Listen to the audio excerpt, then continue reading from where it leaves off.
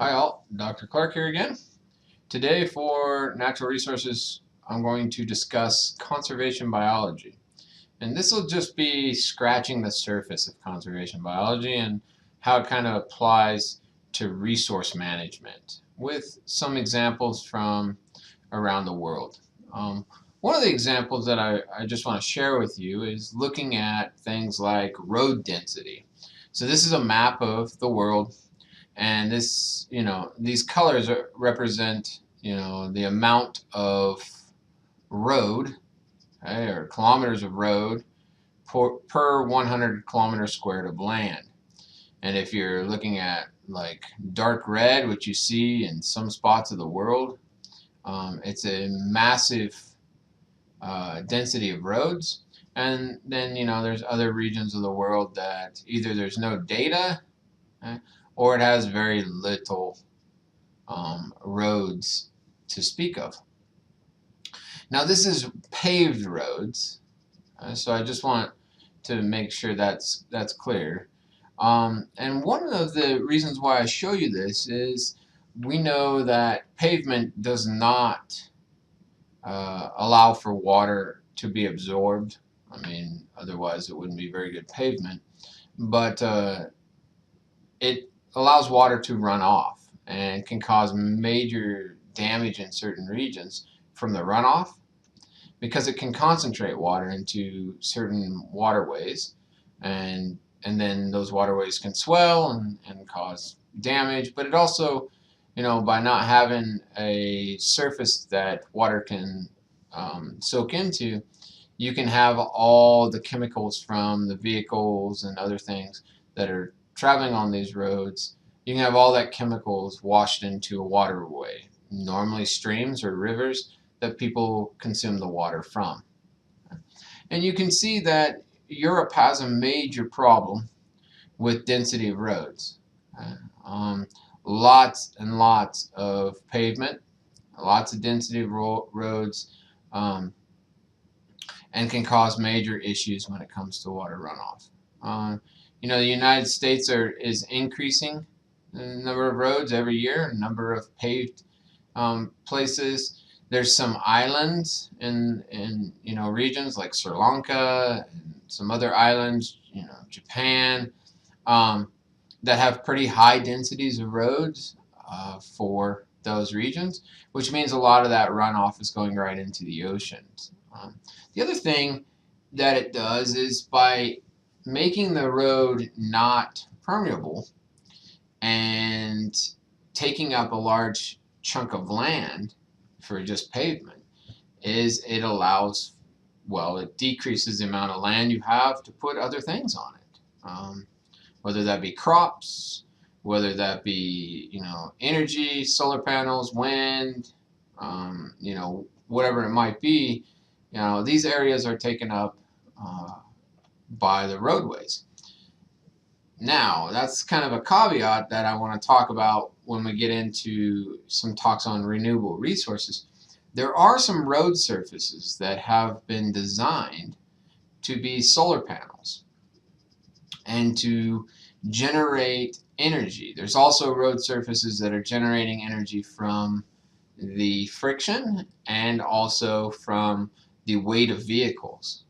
And so we'll look at those possibilities. Now, most of that technology is kind of in the preliminary stages, but it shows a lot of promise, especially when we're talking about regions where there's massive amounts of roads and a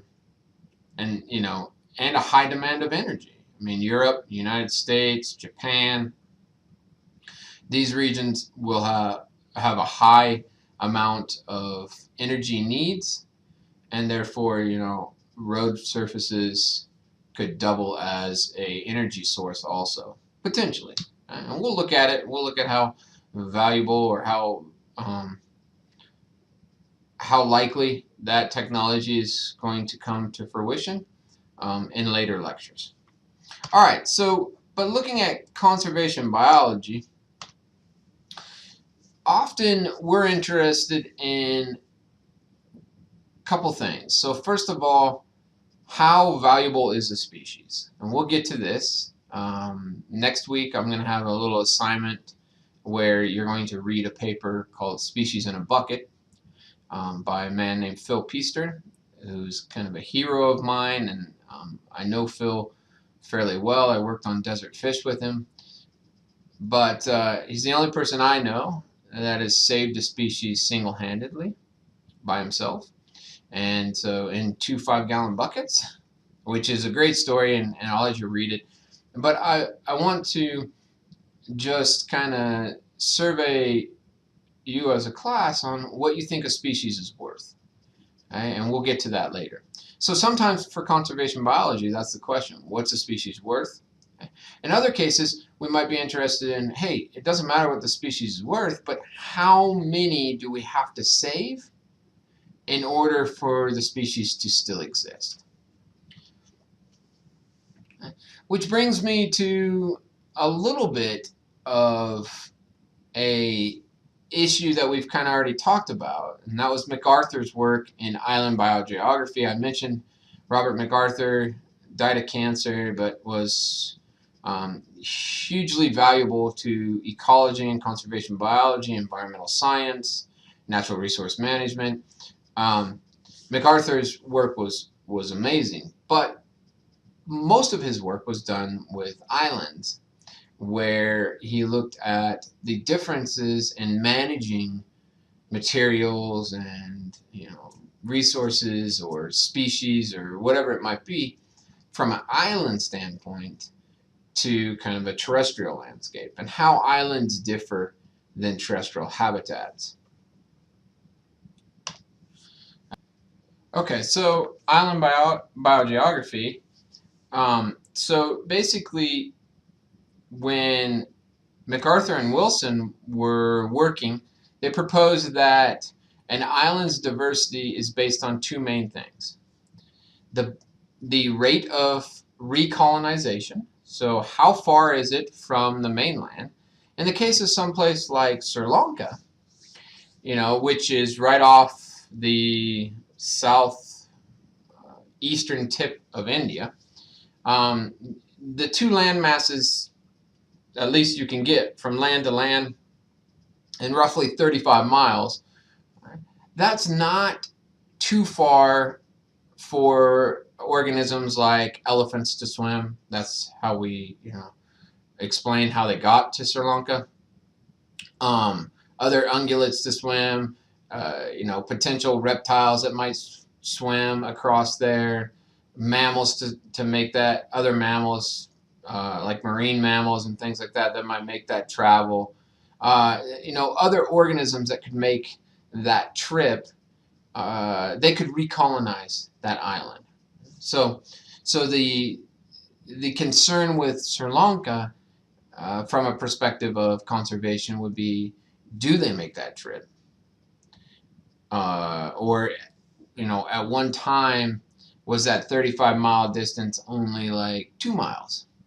Because ocean levels were lower and land masses were higher. I mean, is that the time period where they made the trip, and we'd have to wait for that to occur again before elephants could recolonize Sri Lanka? These things. So conservation of islands is kind of a tricky perspective. First of all, what's the distance? How often could they be recolonized? And then what's the extinction rate? What's causing those organisms to go extinct on that island? Is it man, shooting elephants for their tusk? Is it, collecting things for meat? Is it destruction of habitat? Or is it that there's a new introduced predator, like the Isles of Royale in Michigan? Is it that the wolves followed them across the waterway, and now the wolves are taking out the moose on the island? What's going on? What's causing a population decline? And that's from an island biogeography perspective. But the same perspective can occur on main terrestrial habitats, in the case of continent habitats, and they do so. Especially with species that might be isolated, and pools of water, or little chunks of forest, or grasslands that are surrounded by city landscape. There's all kinds of situations where island biogeography applies to the mainland because of isolation, because either we've clear cut all the way around it, we built roads all the way around it, or naturally they just occur in one place, in one pool of water in the middle of the desert. We did nothing to make them, get trapped there. That was just a result of high water at one time, and then no water, and just an indentation in the landscape, and now you have a pool with some fish in it. And we'll talk about this in a little bit, but that still can be considered island biogeography. So how we look at conservation between those things can be very similar.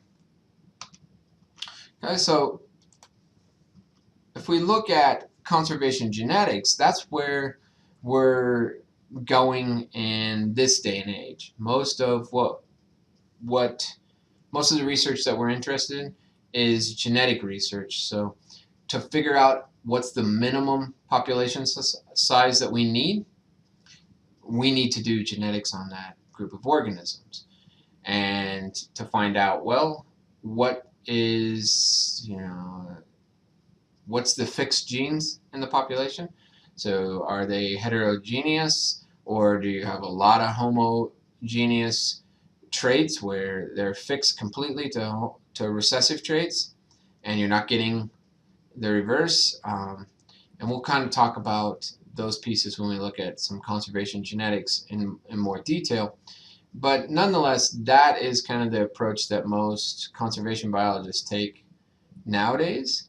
And then with that, once you figure out, well, how many individuals do we need in the population to maintain genetic diversity, then we take that information and we say, okay, what can we do to the region to keep that number or to increase the number to that point?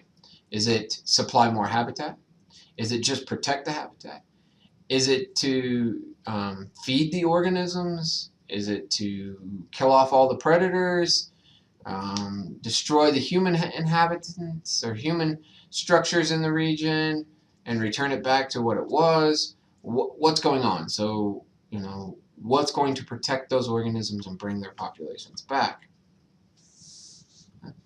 Now, from a genetics perspective, this is why it's important. There is an event that occurs when populations get really small. And it's basically just a kind of a law of probability. And if you have a really small gene pool or small population, what can happen is by chance, which we call genetic drift, you'll get genes that are fixed in that population. So maybe you have some recessive genes that you don't want, that are maladaptive, meaning that they're not going to provide an adaptation that is beneficial to that organism if the entire population has that gene.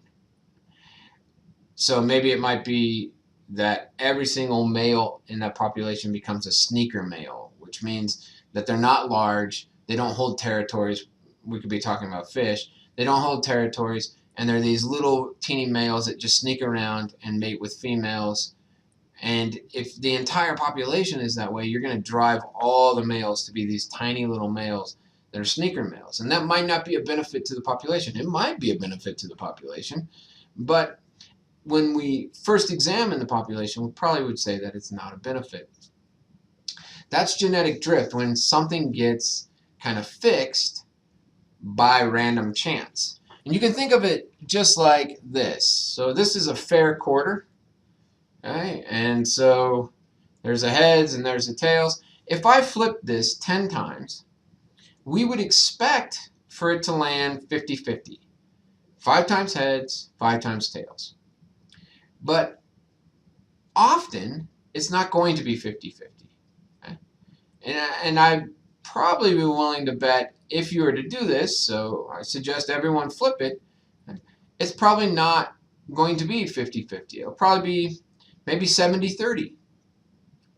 Maybe In some instances, maybe you do this 10 times, maybe one of the times it's 90-10, or 9 times heads, or 9 times tails, 1 times head, 1 times tails. 9 out of 10 is one of the sides. That's quite possible. Sometimes it's going to be 5 and 5. But when populations are small, the random chance increases, and you could get 9-1.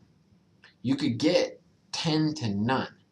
And if you get 10 to none through genetic drift, you've just removed all the recessive or all the dominant traits, and you fixed everything in one direction. Okay? And that's the scary piece of small populations. You can get genetic diversity can be fixed very quickly in small populations. So genetic drift, let's look at it again. There's a couple ways at which this can happen. You can get what we call the founder effect. And so the founder effect is like new areas found either through migration, or maybe like a hurricane or a tropical storm carried individuals out, and it just starts with a few individuals. Right? Just a few individuals from the population make it to a new area. They can't make it back, and they're isolated. So their option is to reproduce. But because there's few of them, you could get fixation of genes. Okay. The other one is often man-driven. Okay. It can be not caused by man. That's clearly like tornadoes and hurricanes and volcanoes and earthquakes can cause a demographic bottleneck. But man is very good at this. We've done this many, many times. And what happens is we'll find a species that either we're interested in hunting, fishing for, collecting material from it, flowers or something like that, or trees, or many different things. And we will sample and we'll cut that population, and we'll drastically drop the number of that population until finally we realize, oh man, there's nothing left. There's very few of these left. So then we'll say, okay, let's put some regulations on this and stop. Now they're in a threatened species, or now they're in an endangered species. Let's stop collecting, no more. Well, that population's already went from high numbers to very few numbers. And now you're taking those very few numbers and you're trying to build them back up to high numbers. But again, when they first start off, it could be, a 50-50, but you're only flipping the coin 10 times. There's only 10 individuals. Okay? And you can get that fixation of genes. Okay? So in both cases, the founder effect and the bottleneck will reduce genetic diversity. Again, if you're making it so the populations are really small, it could increase the amount of inbreeding that's going on. And inbreeding is going to give deficient genetics or genetic diversity, and can cause many kinds of birth defects and many kinds of just defective physical and physiological traits. Because what happens is too many of the genes are perfect matches. And you can get this overlapping, so there is no genetic diversity whatsoever.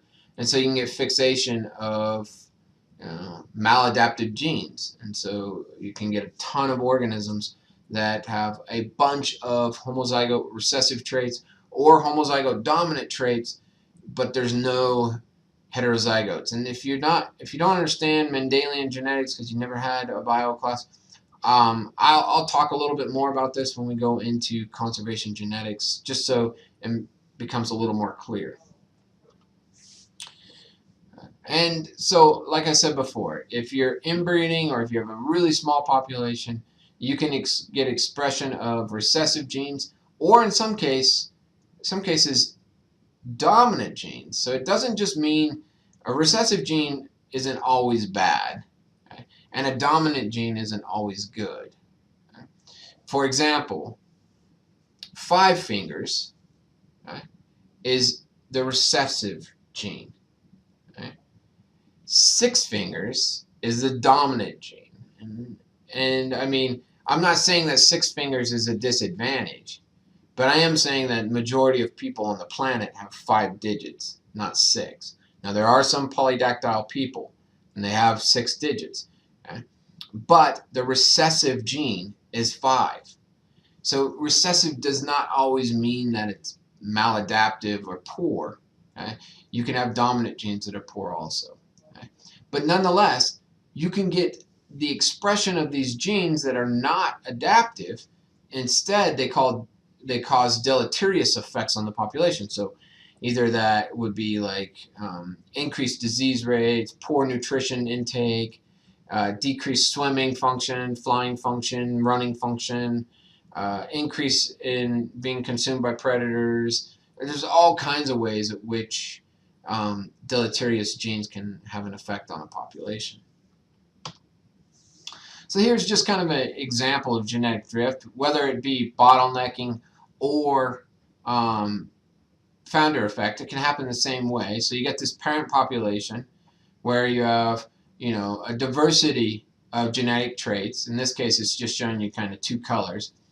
And then a few individuals make it to either a new population or we drastically cut the population. So we kill off all these individuals, and these are the individuals that are left, or these few individuals make it to a new population. So either way, it's kind of the same perspective.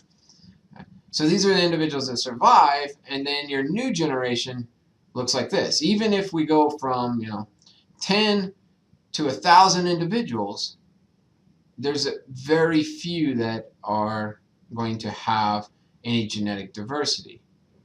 Well, what if this yellow trait is the adaptive one? What if that allows them to live in high salinity environments? What if that allows them to consume toxic foods? What if that allows them to avoid predators through coloration? There's all kinds of situations where these traits could be advantageous and the blue trait be not advantageous or maladaptive. Then this whole population is going to drastically decrease again, and you might be stuck with just a couple individuals that could go extinct. Okay. Here's a good example of that. Devil's hole pupfish, probably the most endangered vertebrate. It's the most endangered fish that we know of right now, but it's probably the most endangered vertebrate. And it lives just kind of northwest of Las Vegas in the Pahrump Valley. Okay? So right on the border of California and Nevada, there's this little pool. It's called Devil's Hole, and it's not very big. You can look at pictures online if you're interested, or you can go there. You can still go there, but it's all fenced off and barbed wire on top and everything, because literally this is the only place the Devil's Hole pupfish lives. And lots of people have actually tried to make this fish go extinct. Okay? And I'll tell you the story right now why that is. So early estimates of population sizes in the 70s and things like that were really from just surface fish. Okay? It wasn't until the late 70s that we started getting divers into Devil's Hole cavern, and they started counting fish. Okay? When they did so, we realized that the numbers would fluctuate somewhere around 500 and 300, back and forth, back and forth. Okay? And then into the 80s, what happened, the 80s and early 90s, late 80s, early 90s, what happened is in this region, in the Pahrump Valley, a few individuals were interested in growing cotton. And don't ask me why, but cotton needs a large amount of water. And so they started growing cotton in the Pahrump Valley, and Devil's Hole is actually spring-fed. And they tapped into the spring, and they started pumping the water out onto the cotton fields. And the water in Devil's Hole started to recede. Okay? And so the habitat of these fish started to decline drastically. Well, then their population started to slide in the 90s and dipped down to right around 200, okay, in the 90s. And then there was a ban, early 2000s, there was a ban put on cotton. Couldn't grow it in the valley. You couldn't take the water from this hole any longer. And there's a big court fight and everything. And the pupfish won. And so you couldn't farm and you couldn't tap into their water resource any longer. So then their population started to expand a little bit, and then it declined quite a bit. But really, this mark right here marked about 150. This was one of the drastic marks and one of the blunders, I guess you could say, in the Devil's Hole pupfish kind of conservation. What happened is researchers really were interested in the fish in about this period, mid-90s to the 2000s range. They're trying to save this fish. Okay? It's an endangered fish. It's the only place you can find it on the planet. Right? And they're trying to save this fish. So they'd go out and they're sampling this fish, sampling it for genetics, sampling it for size and diet and all kinds of things. And well, researchers left their minnow traps on the edge of Devil's Hole. And one night, flash flood came through, and it washed all their traps into the water. And then the water receded, and you had a bunch of Devil's Hole pupfish in these traps. Some of them were out of the water, so those fish were clearly dead. And then some of them were in the water, but they didn't have any resources. They couldn't find any food, anything like that. Some of those died. And so humans, researchers that had the best intention to save this fish, caused another decline, a massive decline, from here to here. So we lost about a little over 100 fish. And it's been hard for the fish to recover since then. And in actuality, a guy named Craig Stockwell and a few other individuals started running the genetics on these fish. And ever since kind of these events, they ran their genetics in 14 and 16 and 10 was the initial one. And really what they see is there's very little genetic diversity. And in actuality, it's like there's only one fish, but 50 copies of it, 30 copies of it. Depends on when you examine the hole. Today, I just heard a report 2 weeks ago that the pupfish population is the highest it's been in the fall in a while. Okay? And it was 189, I think, or something like that. But regardless, it's going to take a long time for that genetic diversity to come back, because at one time we were shooting 550 fish. That's how many we had. And you cut that all the way down to sometimes there's only 30 fish in the pool. Especially this is spring, and this is when they're going to be mating. And there's only 30 individuals mating. That can drastically change the genetics of the population. So I'll keep you posted on this, and we'll talk more about desert fish. You're going to read a paper on it next week. But there are lots of situations where these one region, one spot on the entire planet where these organisms live, that's an island. There's no new organisms coming in. So what you have to do is protect that region if you want this organism to survive. Now, some people might be like, well, who cares? It's one fish in the middle of the desert. You can't eat it. It's not good for anything. Why do we care if it goes extinct? And there's lots of people out there like that. I mean, I will tell you the reason why they put the fence around the waterway is because many people have tried to poison that water to get rid of that fish. And so there are lots of people that think there's no reason for us to conserve water in this region and not grow cotton for one fish. Now, you might be of that opinion, or you might be of the opinion that humans are just one species also, and there's no reason to kill a species so you can grow cotton and make profit. Maybe you're of that opinion. All right, so how do we do this? We look at the minimum viable population.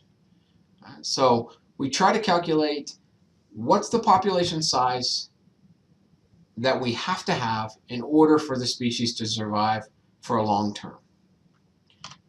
We've done that with grizzly bears, or we're trying to do that with grizzly bears. And so grizzly bear is a hot topic in Wyoming right now. So in North America in the 1800s, there was about 100,000 grizzly bears in all of North America. Now, we're talking about all over North America, from Washington all the way to Mexico, even into Mexico, right? From Montana all the way to Mexico, from North Dakota all the way to Mexico. Grizzly bears were part of the western United States, and they went all the way to Mexico. Continuous populations. And then when we started inhabiting the region, we killed off as many grizzly bears as we could. Because, I mean, grizzlies can eat humans. They definitely will eat livestock. And they do provide a threat to individuals. That's true. And so in the 1800s, there was 100,000. Today, there's about 1,200, last count. So not very many compared to what there used to be. And so, and the range of this species is about 1% of what it once was. Okay? So remember, it used to be continuous from Canada all the way to Mexico across North America. And now we have these separated populations. We have the one population in Wyoming, okay, around Yellowstone, connected to the Wind Rivers.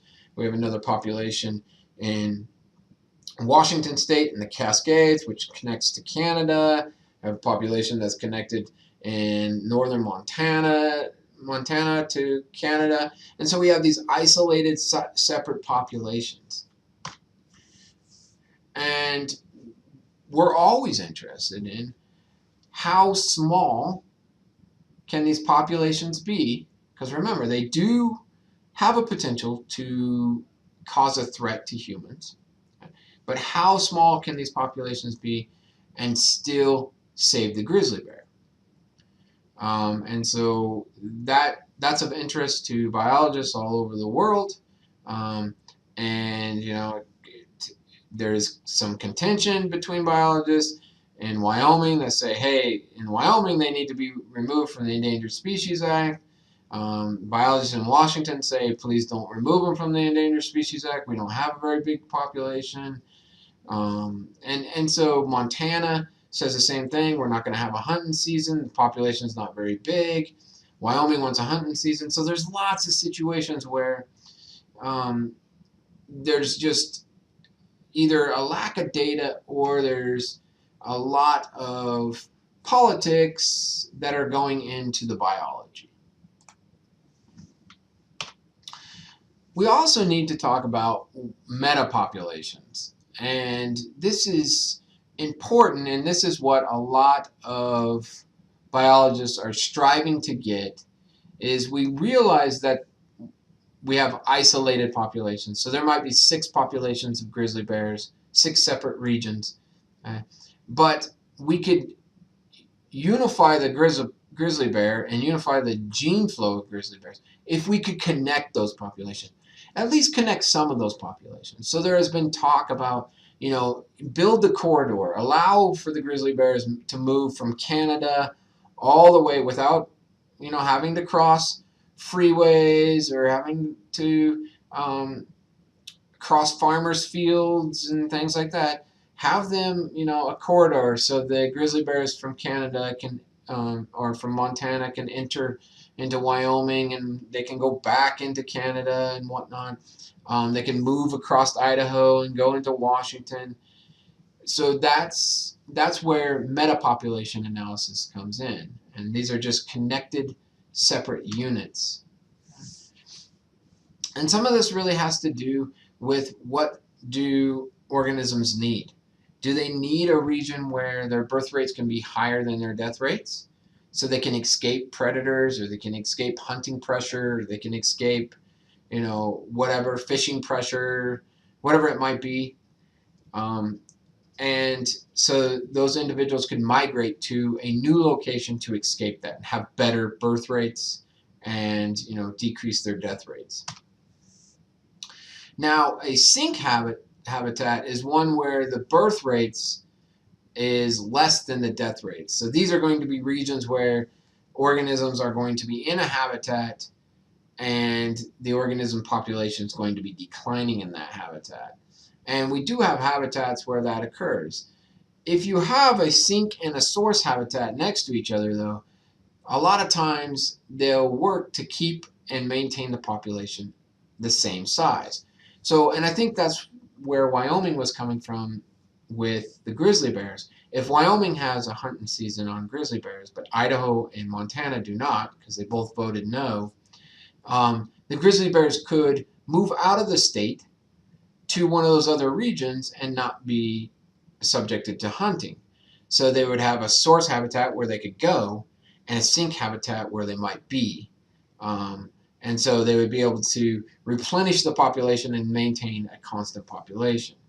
We don't know if it would work, but nonetheless, that's kind of the premise. So here you can see how that kind of would work. Often metapopulations have to be connected, though. You would have to have a corridor. So if we're talking about fish, let's say you have a pool of water here that has an endangered fish species in it. Clearly, the metapopulations around here, there would have to be connections to them. So you have to have rivers between these, streams, drainage ditches, something between these, so they'd all be connected so that organism could make it from this habitat to this habitat. Maybe we're talking about like a wetland that has frogs in it and they're endangered, but they can move to these different regions.